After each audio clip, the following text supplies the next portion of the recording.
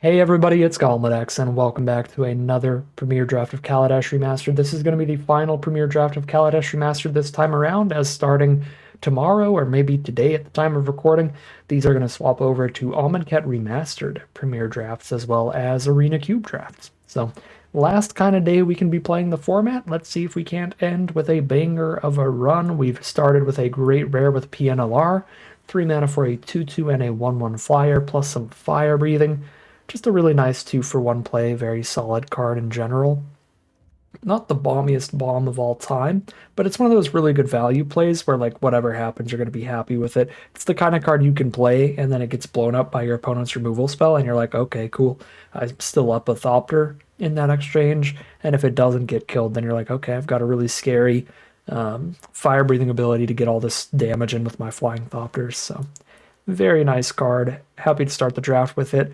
No great colorless card here, so the next best pick's probably Thriving Rhino or the red removal spell, the 2 damage to 2 targets kind of thing. For pick number 2, we have a few different pretty sweet options here. So Weldfast Engineer is great for an aggressive Rakdos Artifacts deck. If you have artifact creatures on your board, the buff that this gives can add a considerable amount of damage throughout the game.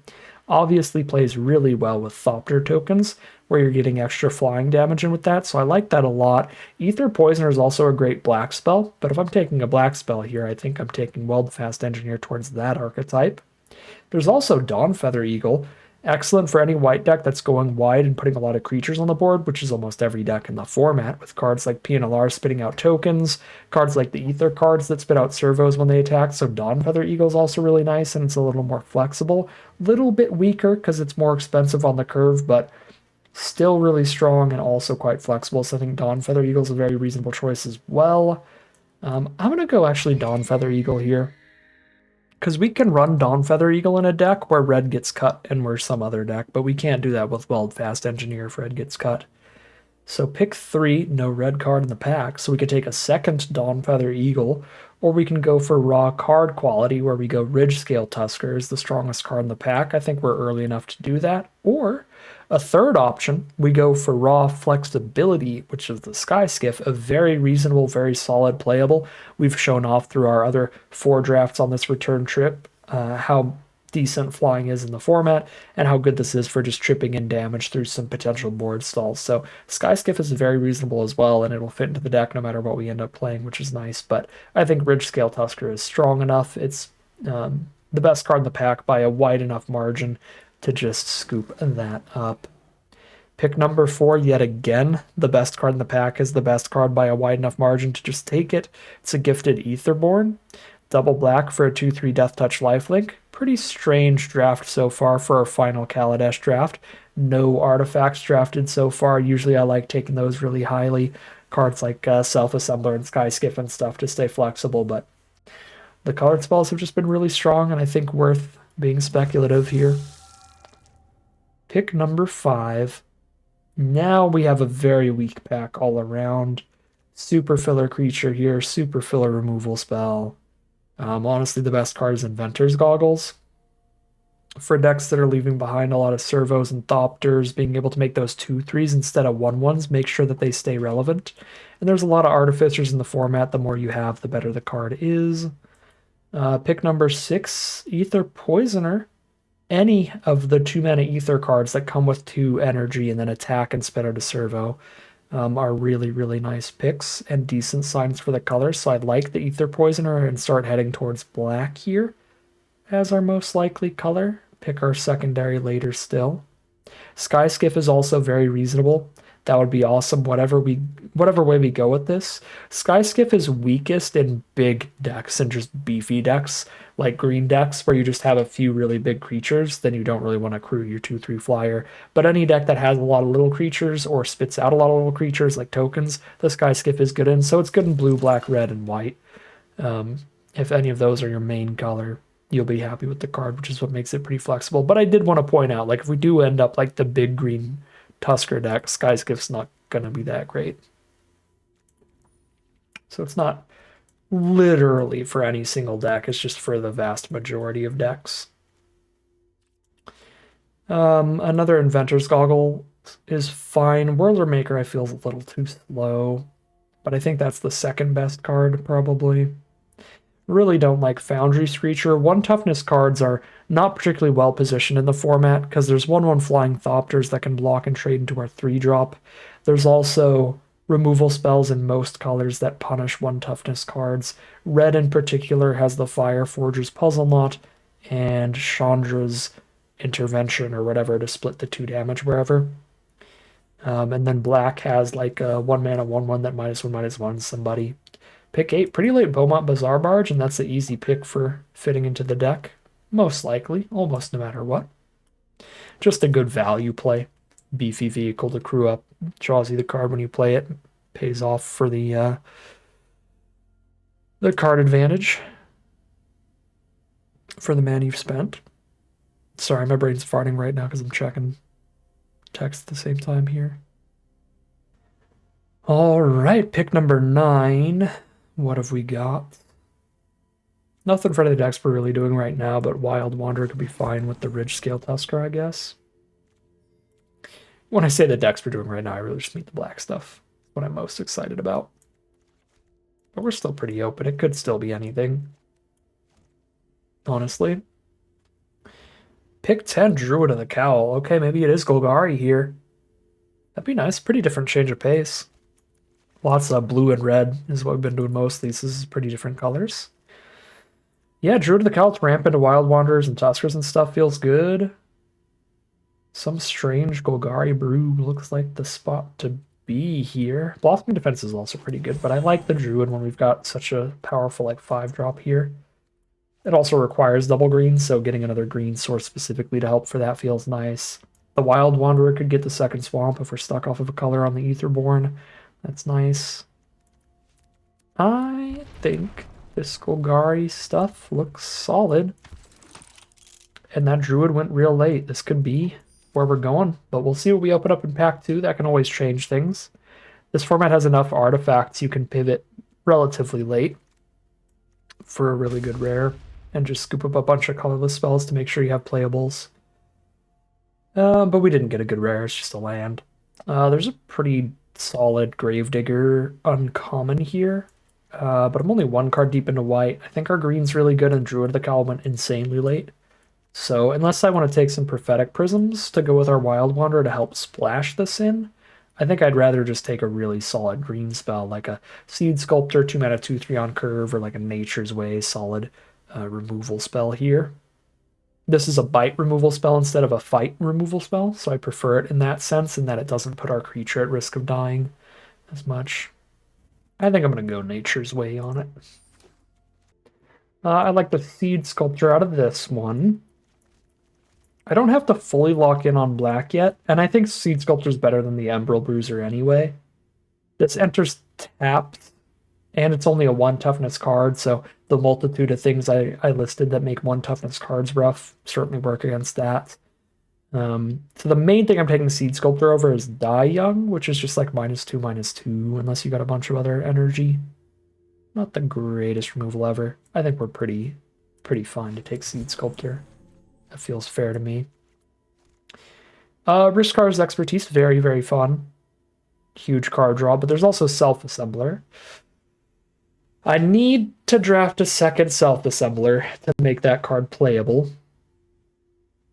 But I also need to have a beefy creature on board for Expertise to do anything when I cast it. But it's fun, it's powerful. I'm just going to go Expertise. I'm going big green. You can't stop me. Okay. Voltaic Brawler pick 4. We could throw a P in here, even if red is pretty contested. It really looks like it is. Just because green is open enough, and again, we can take some colorless spells to fill our deck out to where, in the interest of just having a Voltaic Brawler and a PNLR in the deck, we could gruel it up. Blue might be open enough, though, that we should take Imperial Voyager. But I've got no blue cards yet. But seeing an Ether Swooper alongside the Voyager, it's a solid blue sign. I don't know. I'm going to go Brawler because I've already got the card leaning me there. But that might be wrong. Lifecraft Cavalry's about it. I don't really want more than 2 goggles, I imagine. Pretty filler pack. Another Druid of the Cowl. Hello there. Another Ether Poisoner, though, for black. But when there's like a super playable card on our color we're definitely playing, we just take that. There's also Wildest Dreams. This is a very slow, very late game card, but it can flip the game in your favor if it's going really long.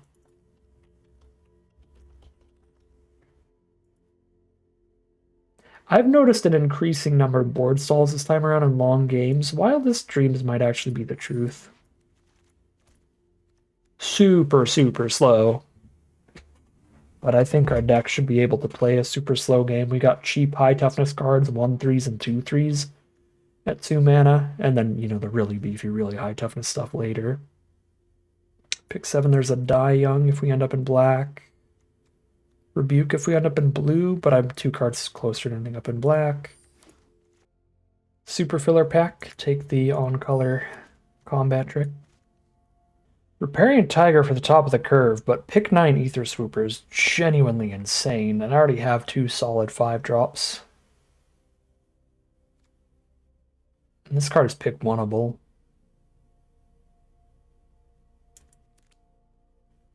Yeah, I should have hopped on the blue earlier, taken the Imperial Voyager. Gek is now leaving the dust, is by far the best card out of this pack. Yeah, punished for that one. Voyager towards green-blue would have been an insane spot to be here. Alright. Pack 3, what do we got? Wow, even the last pick, Shipwreck Moray. Hey, rewarded with an on-color rare. Ovia Pashiri is incredible. Sits there making a bunch of servos. Once you're in the late game, you just sit there making the gigantic XXs every turn. Mega Bomb for sure. Just board stall and then start going 5-mana tap, make a giant thing, 5-mana tap, make a giant thing. We will take her. It's kind of awkward. It looks like the best spot that we could have ended up in was just doing another like green-blue energy deck, which I've already done a lot. Deck feels pretty different though. It's very, very heavy on the green. But it would feel exceptionally different if we get to go like green-black. That'd be sick. Pack is not great. Brawl honestly does not do very much. Chief of the Foundry, technically, with the servo producers and Thopter producers can do a lot of stuff, but not really in our deck. It's still a 3-mana 2/3 at worst that's always castable no matter what lands we've drawn. That feels better than like a Night Market Lookout if I end up black-green. This card is really good when you build around it a little bit. You gotta get some of those Crew 1 vehicles like Sky Skiff. That's when this becomes very, very nice. But just randomly throwing it in a black-green deck with 1 vehicle that's a Crew 3, I don't think it would be that good. Well, there's another Voltaic Brawler. Back towards that green-red strat that we locked in on over Imperial Voyager. So we do still get some gas for choosing that way, I guess. Yeah, we will make playables, barely, but we'll make playables here. Yeah, get a Chandra's Pyro Helix, which is nice. Why did I cut the Bazaar Barge? That was unintentional. Wow, if we took some prisms as well to go with our 1 piece of fixing, then I would be in a really good spot here, actually. Maybe just go all 3 colors, green, blue, and red. But hindsight is 20/20. I did not come up with the best plan for the position we were in, but we've still got a really solid deck. Just 2 cards away from a full deck now. Some filler creatures, or just all the Pyro Helixes in the world. We're a bit low on that creature count. If I can find more than 1 creature, I will happily start cutting random non-creature spells now. That would be, if this draft goes perfectly from here, it's find like 3 more good creatures. Add a good creature as the 23rd playable, and then the next 2 that we put in, we cut a non-creature for the next 2 creatures. So we'll see. Well, Wild Wanderer is a good creature, and double Wild Wanderer makes splashing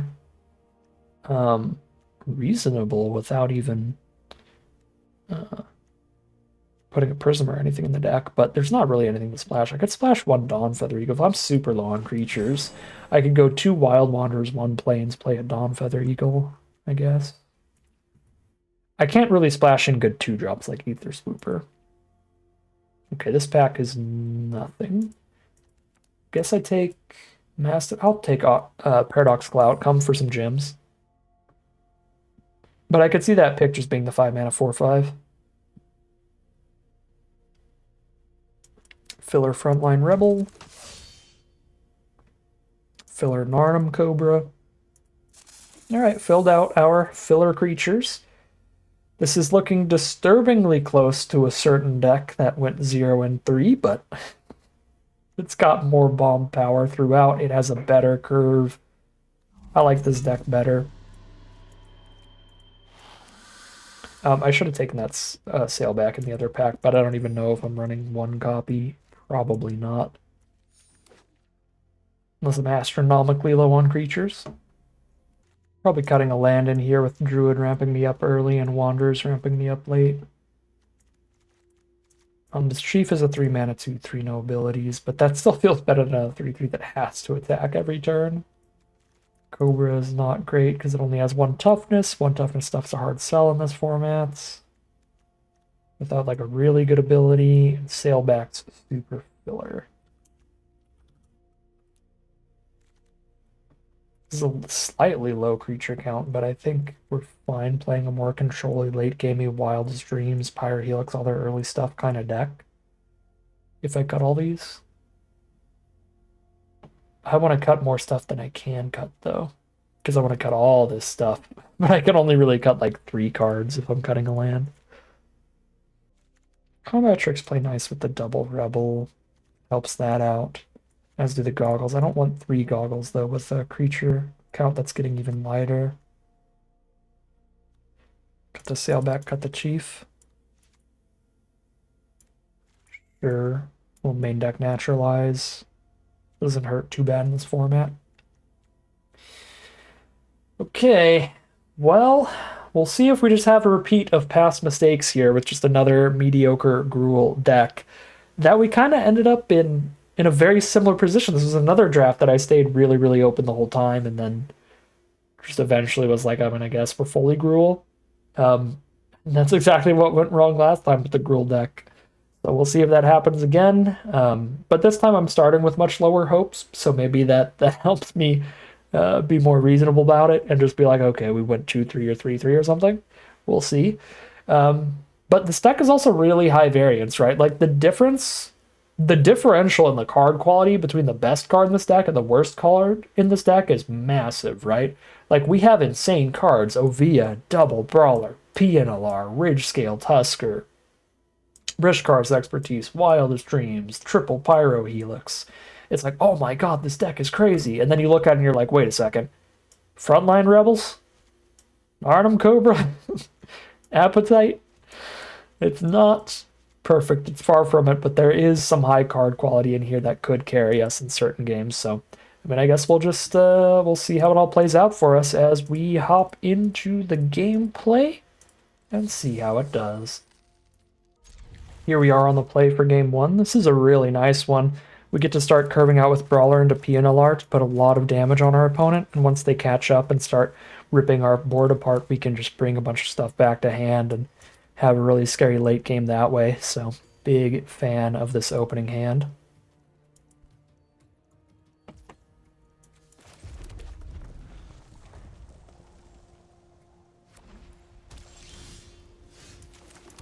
Ornamental Courage, not horrible in it. Turn 3, we can play Cobra and hold up a Courage now. Or turn 3, turn 4 after PNLR, probably. Aviary Mechanic. Alright, I'm just going to attack and use the energy. So I don't have to Combat Trick here, so I get to play Pia.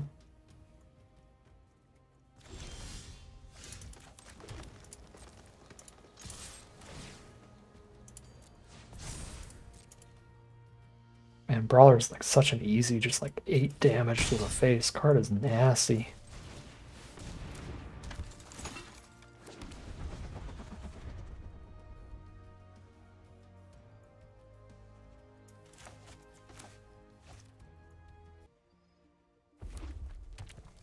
Now I can Ornamental Courage and Pyrohelix in the same turn, which is pretty sick. There's the Paula from our opponent, which buffs the mechanic. That's pretty rough. Cobra and Pyrohelix now instead. I mean, I guess if they block Pia, then obviously I'll Ornamental Courage. But I doubt they're blocking here, yeah.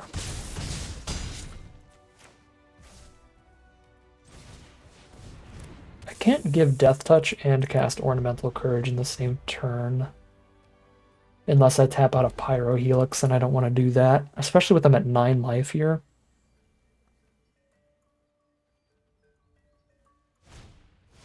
Ether Chaser. Okay, yeah, Pyrohelix is going to slap.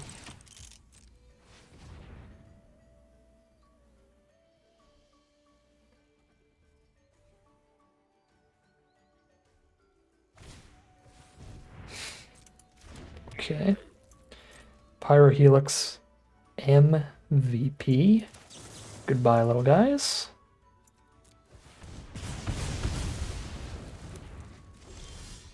There's a frontline rebel for us. I can drop that, still have courage up. So Brawler just trades off. Pia, I have to cast the Ornamental Courage. Cobra, I could give Death Touch, so I don't think they'll block that. I think we're attacking all here. This is slightly awkward if they block Cobra and Pia, because then I have to tap double green, but I highly doubt that's how they're inclined to block right now.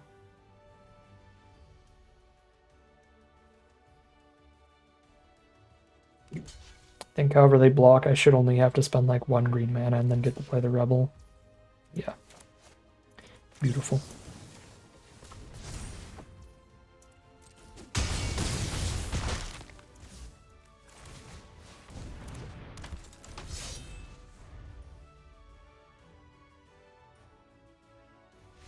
Alright, we beat our first rule deck record, so I'll take that. Our deck went kind of sicko mode there. We went turn 2 Brawler, turn 3 Pia.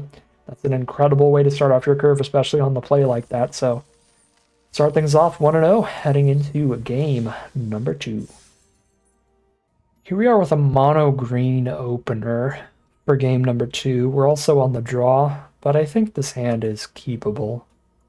Because like all the spells and lands are green, so we can cast all these spells off of any lands that we draw. We have Goggles and Seed Sculptor no matter what. If I hit any 2 lands, the Wild Wanderer gets us to casting everything in the deck by pulling out a mountain, and that'll be the 5th land towards Tusker. So I'm keeping this as an opener. If we draw 2 lands in the next... we've actually got quite some time, like 5 draws? 5 or 6 draws, we're happy. Right, because I go draw, play, so those are 2 draws I could hit a land. So I guess I want 1 in the next 3, and then 1 more after that, so 2 in the next 4. Okay, that's not as great as I thought, but still not horrible. It's coin flippy. Alright, so far we are missing the mana. We draw 2 red spells in a row, which is also awkward. But as soon as we hit Wild Wanderer, we'll have these Pyrohelixes unlocked. I have a super chunky Seed Sculptor if I need blockers on the ground. Just hold up a 3/5. But I doubt that's going to be the plan, because this can jump anything they want into the sky off of attacks. Just going to revoke the Seed Sculptor's privileges. That feels like a pretty good deal for me. Have them just revoke a 2-drop. Alright, 3 non-land draws in a row.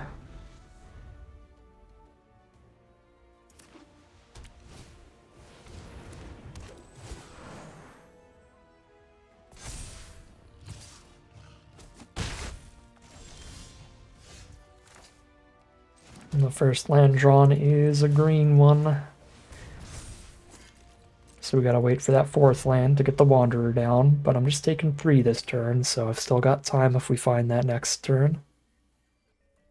We're putting Goggles on Seed Sculptor, not just because there's no reason not to, but we could also draw into our deal damage equal to something's power to something else card, to where it could be relevant. So it's like there's no reason not to, and there is a very narrow, very slight reason to do so. There's a quarter case where it could come up, as you see. Draw that instead of a land, so we kill the eagle. Pass.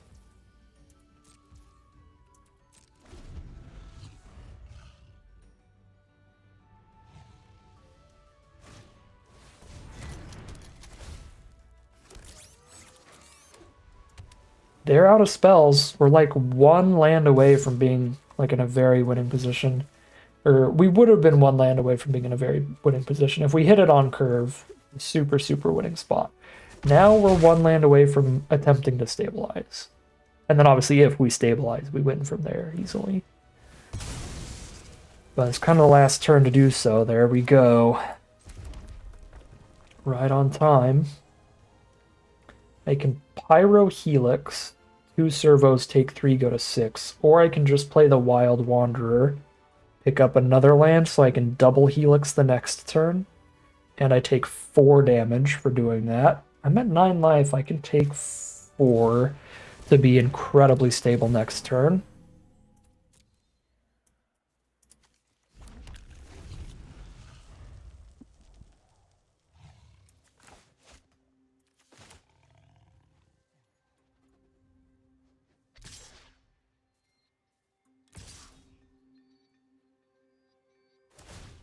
Alright, opponent just hits for 3. They don't want to sack a servo for 1 more point of damage here.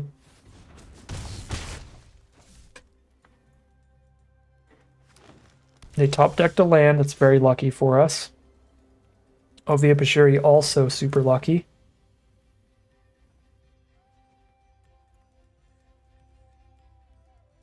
Yeah, she sticks around and she incredibly wins this game.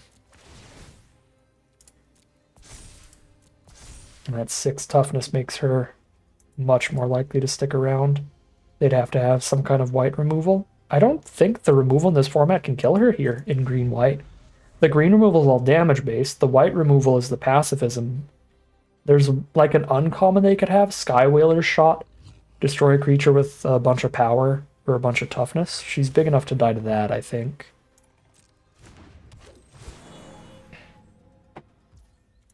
Okay, we double Pyro Helix now.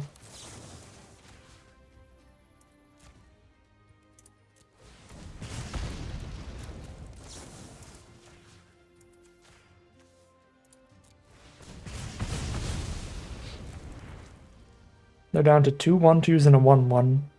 And I'm going to spit out a 4/4, then spit out a 5/5, then spit out a 6/6. And the whole time I can just hold on to my draws for a turn. Just keep going farther and farther ahead in card advantage. Because I'm spitting out creatures without even discarding cards to play them.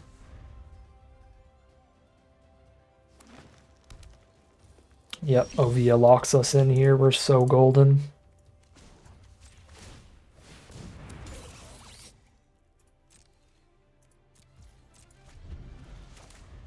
And then I even have like the wildest dreams later.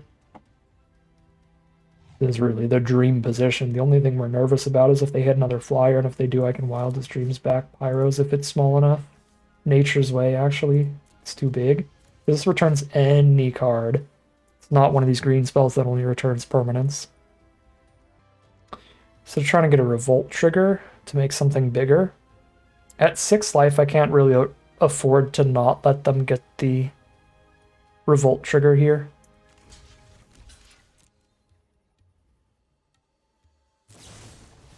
Oh, it's impeccable timing? Sure. That's also fine.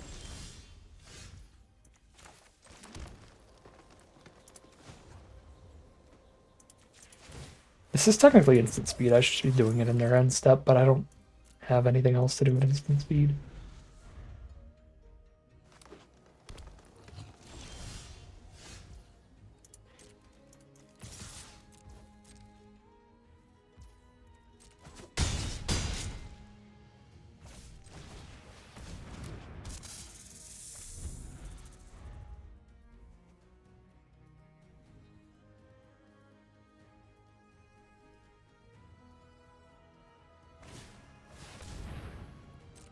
Ballista Charger feels too late. They can't even crew it. It's crew 3.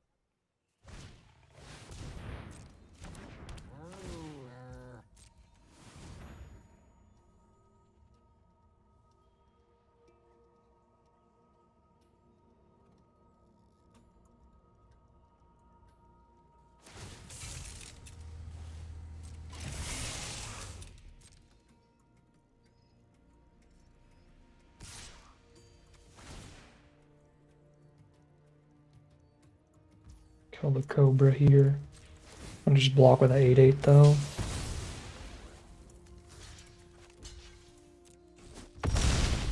There's the concession from our opponent. We were under a ton of pressure early, missing a couple land drops there. But finding that mana, we stabilized, and we stabilized hard. Even without Ovia, we would have been in a solid spot, just playing like the Tusker and the Cavalry. And then Wildest Dreaming's back a bunch of stuff later. But Ovia was so helpful there, making it incredibly safe and incredibly lopsided in our favor. We are 2-0 this time around, heading into game number 3. All right, here we are for game 3. Our opponent's on the play this time.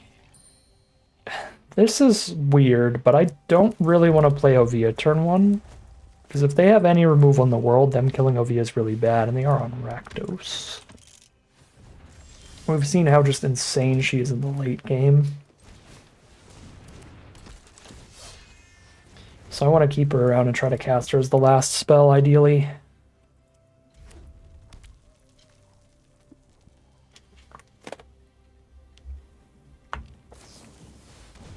Yeah, she would have gotten immediately Hungry Flames.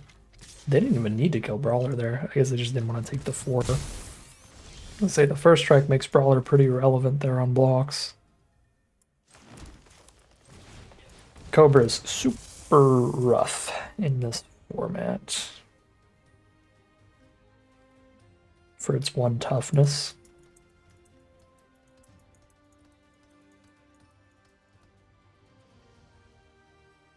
Probably have to play Ovia here to slow them down a little more, down at 16 already. And then my curve's going to be Wild Wanderer into Expertise, draw 3, cast something for free.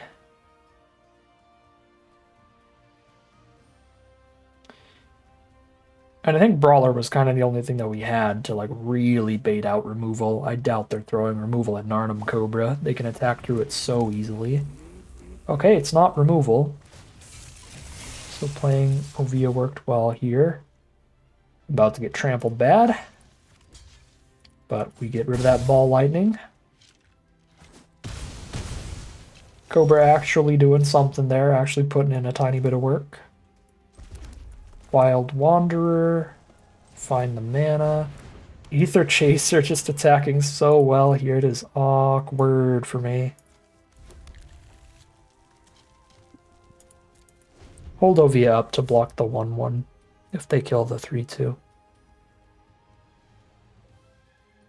Which I really hope they don't, because I'd like to draw as many off of Expertise as possible.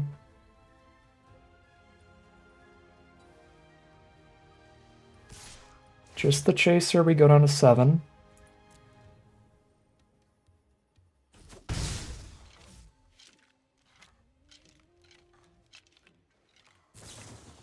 They do Pyrohelix Ovia.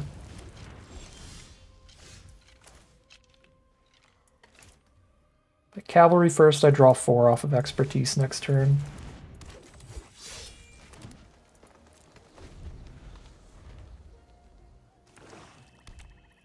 I also stop the Chaser. As they still have more removal. I died a 1 Ether Chaser.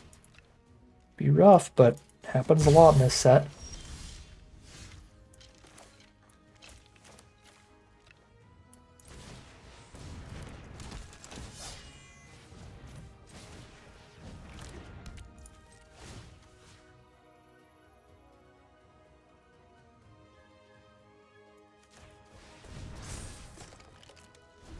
Might be a little gambly, but I'm going to put it on Brawler so that I have the option of attacking and buffing Brawler and getting even more card draw next turn.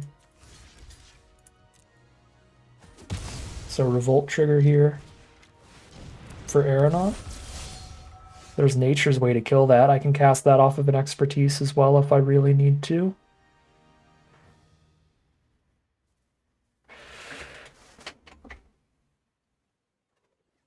Is it Expertise, Nature's Way, the Aeronaut?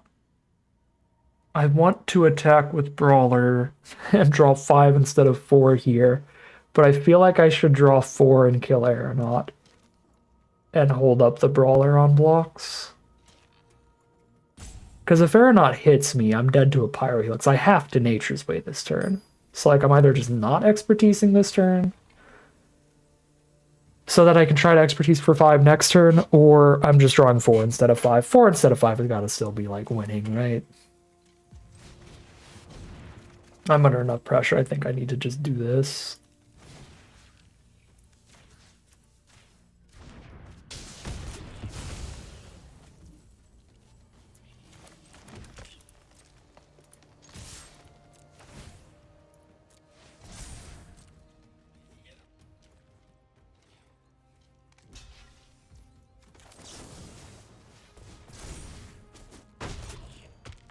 That was huge for me.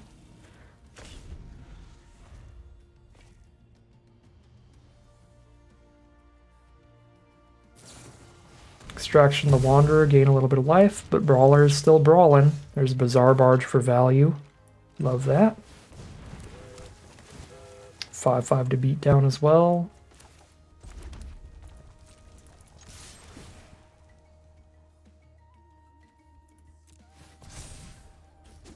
They're down to 13. Wild Wanderer, rip a land from the deck, have the 5/5 up on blocks.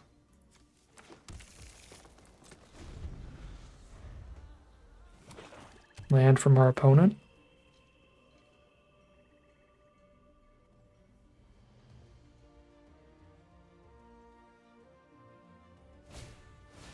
They do blow up the barge.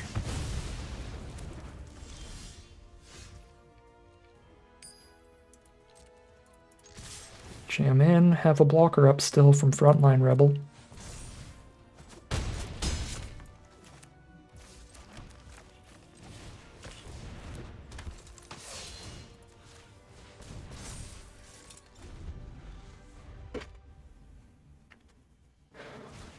Scrap Heap Scrounger can't block, and there's the concession from our opponent. That's 3-0 for this green-red deck. I could stop right now, and this would be the exact opposite of the last one, 0-3 into 3-0 this time.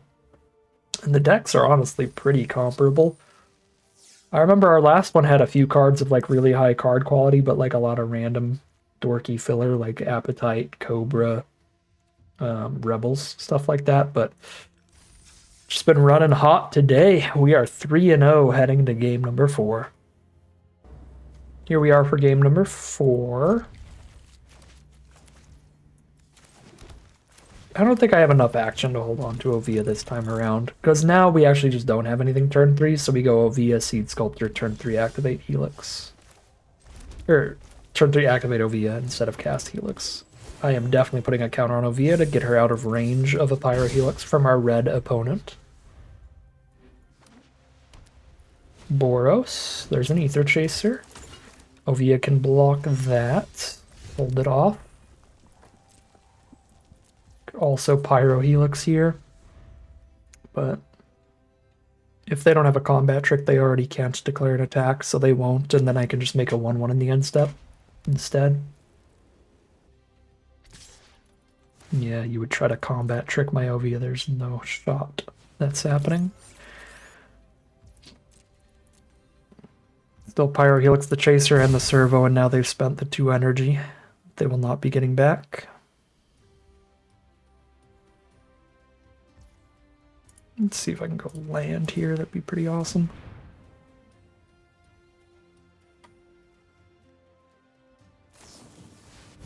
Oh, they just have the Hungry Flames? Alright, then it still plays a lot better to actually get some amount of value out of Ovia.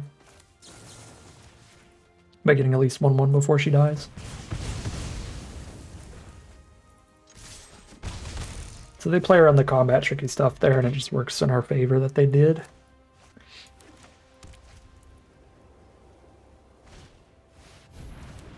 Ether Inspector kind of sucks. But it's not the worst on this board, actually. Awkwardly. Alright, here's Wild Wanderer towards the expertise.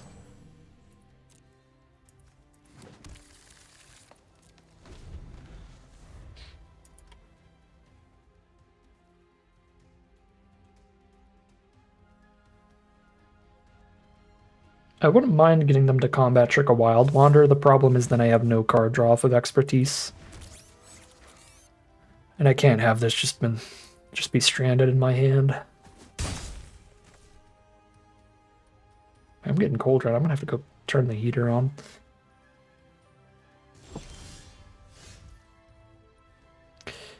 Okay, this is rough. Hold 4 mana up, do nothing. I can't really expertise then. Because if they just Pyro Helix the Wanderer in response to expertise, I draw 1 card, and that is a quick way to lose this game, is turning our expertise into nothing.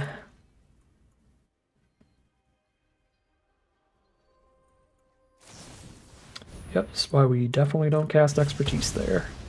Or Nature's Way as well. That's why I didn't try to kill its Spectre, because then they would just counter the whole thing with the removal that they're clearly holding up.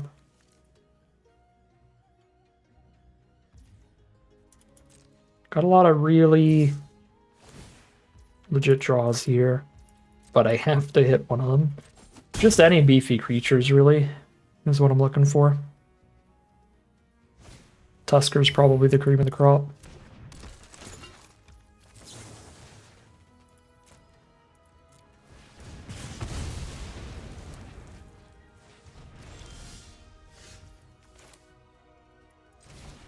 Frontline Rebel's not horrendous.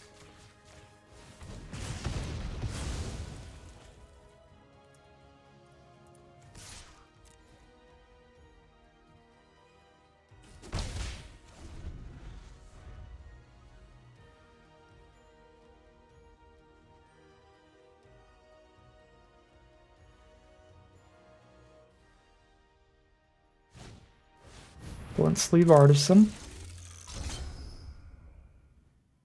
And they get the 1/1. Well, good as expertise is gonna get, it looks like.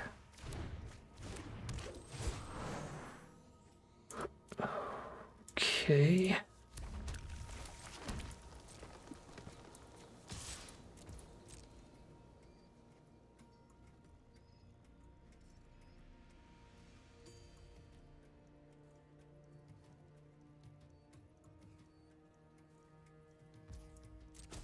Jam 3.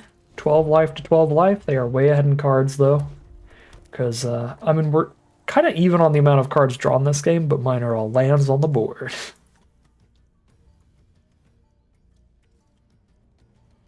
And those are all spells in hand. They've skipped a land drop or 2 here, so we know that everything in their hand is a spell. Oof. Big giant here.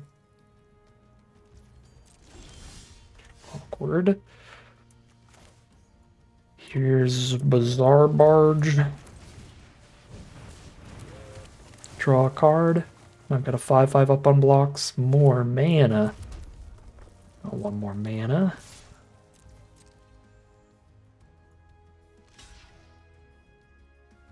Ah, the forced attack was actually fine with me. Whee!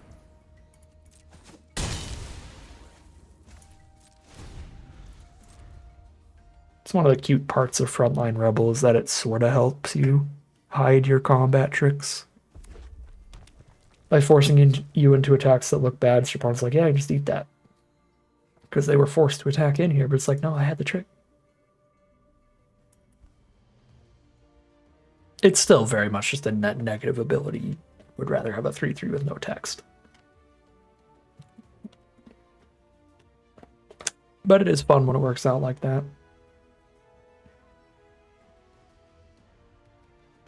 So, they've missed enough land drops here that their Key to the City is not the greatest. It has a genuine actual cost here to being activated.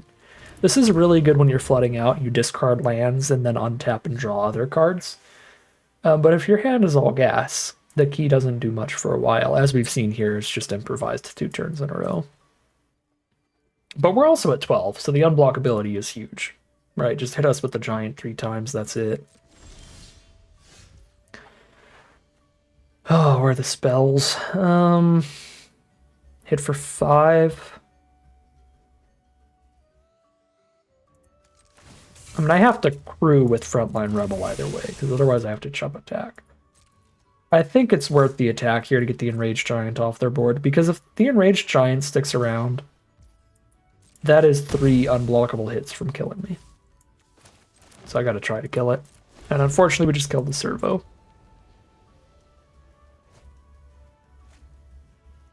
That's nice synergy, though. If you have a bunch of improvised spells, you get to draw the cards off the key to the city without discarding anything for the unblockability. That's pretty cute. I don't think I've ever thought of that. That actually makes it a little more exciting. Thopter Arrest. Okay. Goodbye, Wild Wanderer. Now our blocks are really bad. Oh, goodbye, Bizarre Barge. Forced me to attack into the giant here.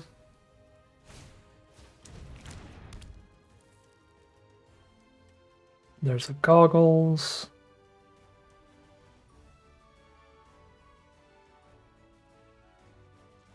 They are going to force the attack into the giants.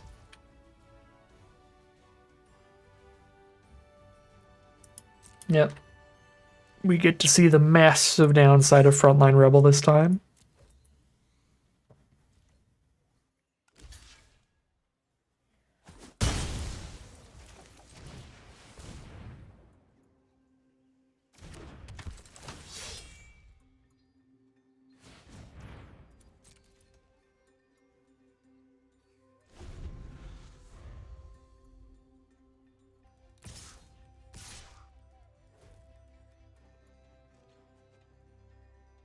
And they hit their own pretty nasty combat trick of some kind, I'm guessing. Show me.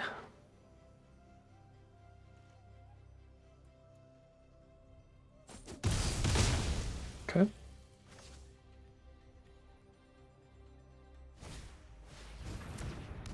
Countless Gears Renegade. 2 unblockable attacks from death.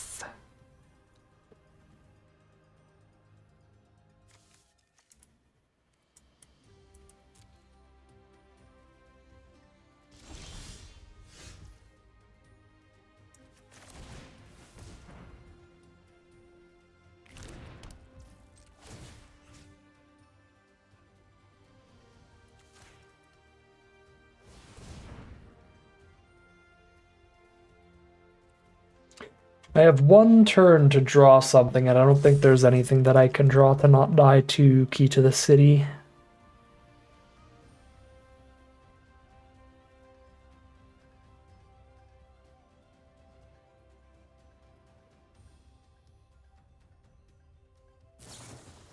Yeah, especially when their hand is still all spells. I'm assuming they're just going for lethal here. If they're throwing Pyro Helix at that instead of my face. They could have gone Pyro Helix the face, equip the giant, make an unblockable hit for 5, I go to 1 life. Yeah, so they're going for lethal this way instead. You got me. Oh wait, I'm not, it's not lethal, because Renegade doesn't have, oh, give Renegade unblockability and then it's lethal. Yeah, spicy. Spicy, smart stuff. Alright, well, flooded out way too hard on this one, and 3-1 it shall be. Heading into game number 5.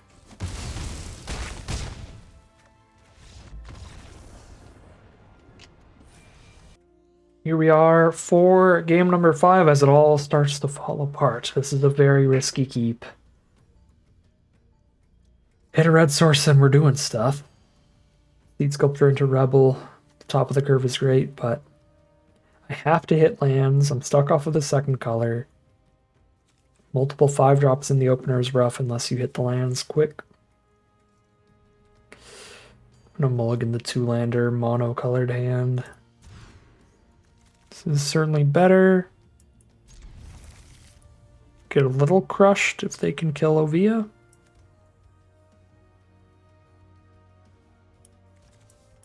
Do I just skip casting her again? I might just skip casting her again. Green deck, though. But I guess they're probably just hiding their more important color. I'm gonna go for it. I'm gambling. No red. No. Dude. Any other color can't kill OV on turn 2. That's the only color in the format that can kill OV on turn 2. At common, at least. Wait, no, I'm wrong. There's one black way to do it. Die Young, but Die Young's not a super popular card. Well, now I'm sitting here doing nothing, basically. Till I draw something. No, at least they're not doing anything either. Armorcraft Judge with no card draw. It's rough. I wish I had one more mana so I could take this trade and then also Revolt trigger. But they don't want to trade anyway, so I'll just get the 4/4 trample. Cavalry was a great draw. That's actually like genuinely doing something here. Unless they have a Chandra's Revolution to shoot it. Hunt the Weak the Cobra, sure.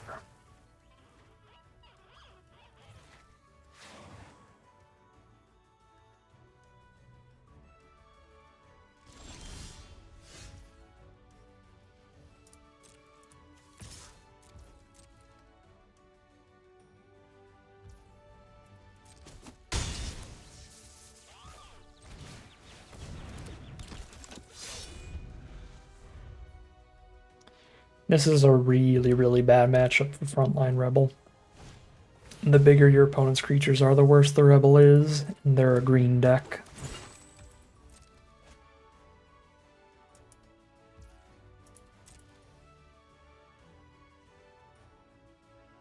They have the biggest creatures in the format. Alright, I'm winning the race here a lot, so I'm just going to take this. I'm not in the interest of getting blown out trying to combat trick against their open mana.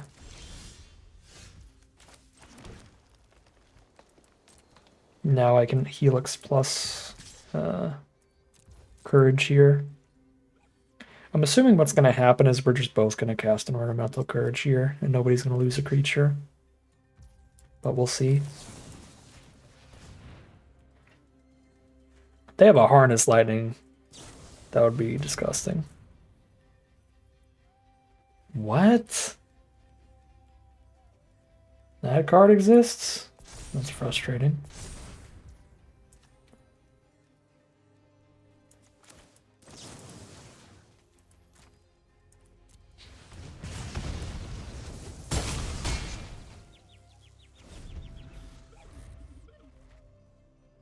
Still my only opportunity to kill a 3/3 with a 2 damage removal spell there.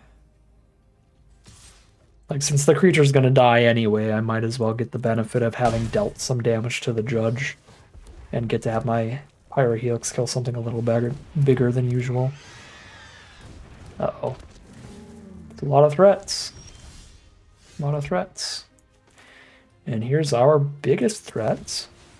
Good counteraction to that. Now we have 2 5/5s up on blocks. Yeah, now we just sit here and draw cards, see who draws the better stuff first. If we hit Rishkar's Expertise or Wildest Dreams, we super win. I'm sure they've got a couple cards in their deck that are like that. We'll see who finds them first.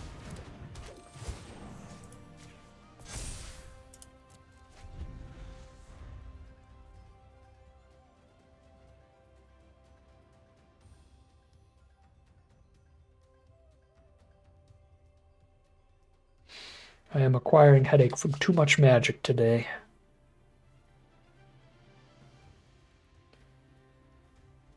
This is my fourth. Wow, my brain is really dying. This is my 4th draft of the day of the recording session. 4th and final, because it is the final Kaladesh Remastered draft.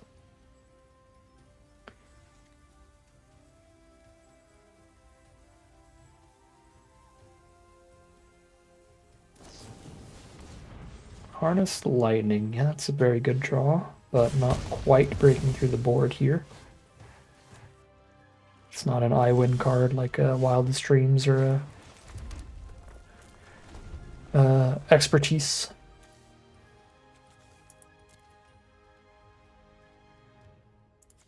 It is looking like Ovia would have very likely died at any point. Pyrohelix on the weak Harness Lightning. Unfortunately, Fabrication Module is kind of an I-win card. This point. It's pretty horrible early in the game. I'm not a huge fan of it, but when you get into a late game board stall, it does just win the game, and we're in a late game board stall, so now I need to hit one of our haymakers very, very, very quickly. Because I'm just going to take 6 damage next swing. Because they just make the boar a 6/6 here. I guess I've got the 6/7 blocker, so I have to wait till it's a 7/7 to let it through.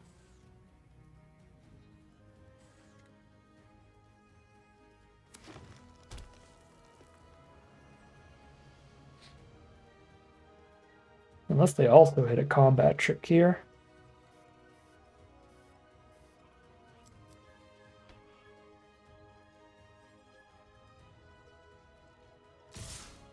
And so they did all gas, no bricks.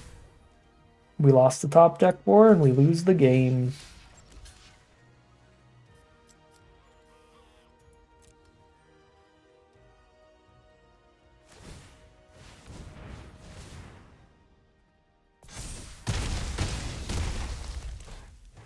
Wait, what did they draw?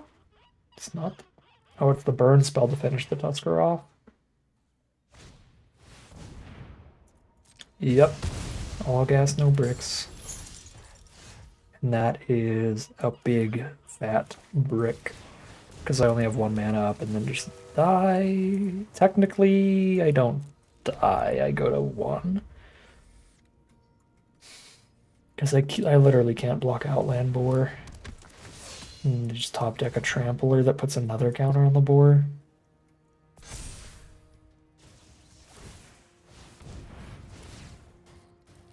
Literally all gas, no bricks. So dead there. Drawing like that. Alright, 3-2 it is. That's magic. Heading into game number 6. Here we are for game number 6, 3-0 into 0-2, and I give up. If we're going to draw a hand like this, I'm just going to keep a hand like this, and Arena better start making up for its shuffler rigging.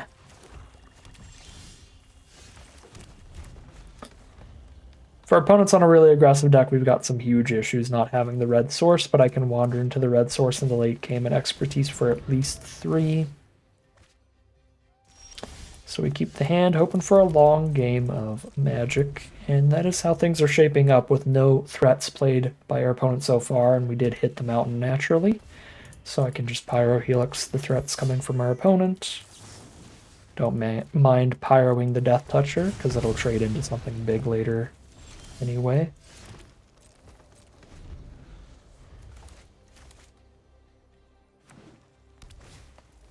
Pima Outrider, that's an issue.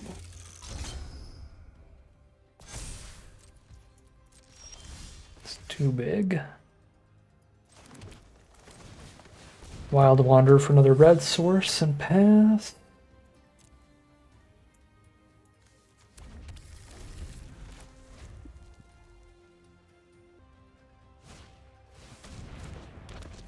Thriving Rhino.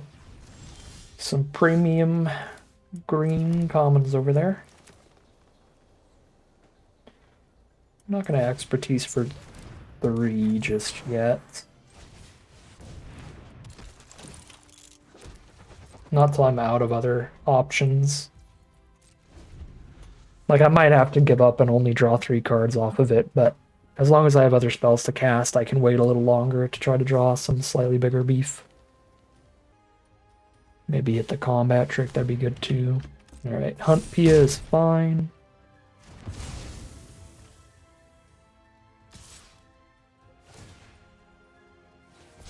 Three, 4 Rhino in. Our double block is technically a good trade, but then I don't even have a 3 power creature out for expertise. It's awkward. A new 3 power creature. Alright, now I have nothing relevant at all to cast, so we just have to cast expertise.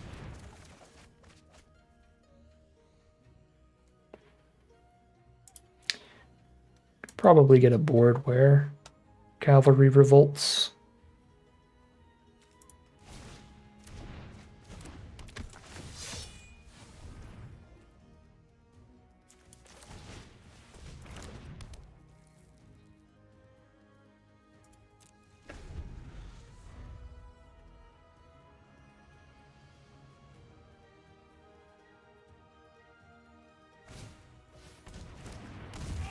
here comes a 3/4.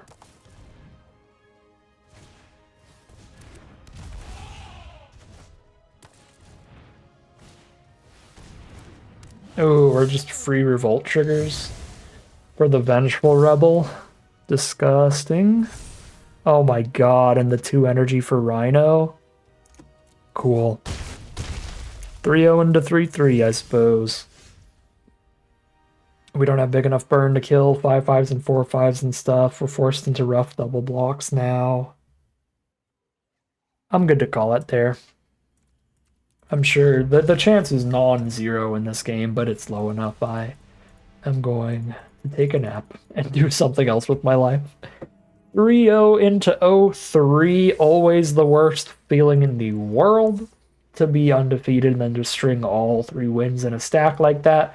But what are you going to do? Those were some really awkward games for us. Yeah, I mean, we saw a lot of the strong half of our deck early. We saw a lot of the weak half of our deck late, including too much or not enough mana now and then. Just some of the variants of Magic here. This deck's fine. It's got some really, really bad cards in it because of how late we have managed to fully commit to Gruul. So like the Narnum Cobra, Double Frontline Rebel, Appetite for the Unnatural, generally pretty bad.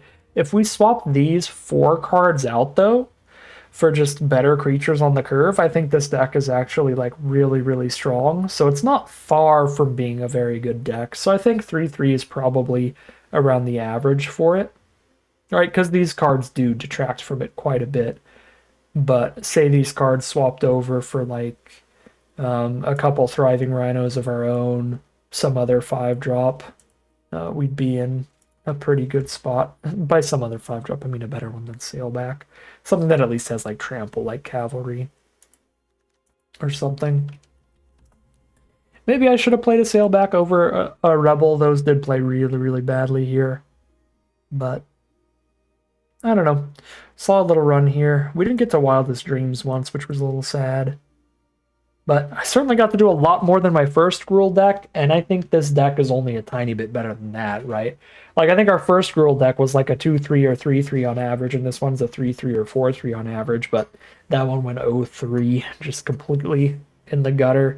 This one, again, 3-3 I think is reasonable for it, but still rough to just stack up all the losses in a row in the end, but I guess that is going to do it for us. That is going to do it for Kaladesh Remastered this time around, where we got great stuff on the horizon. Amonkhet Remastered and Arena Cube drafts start tomorrow, so stay tuned for that if you're interested, but that is going to be our sign-off for Kaladesh Remastered. But that is going to end today's video. As always, I'd like to thank my patrons and YouTube members for their support, as well as you for watching the video. If you enjoyed and are interested in seeing some more, you can always like, comment, subscribe to tell the YouTube algorithm to send you some more in your recommended feed. If you'd like to catch me live, you can check out the Twitch channel in the link in the description below. And if you'd like to support the channel directly, you can check out the Patreon link in the description below. But other than that, as always, thank you very much for watching, and I'll see you again soon for some more Magic Arena.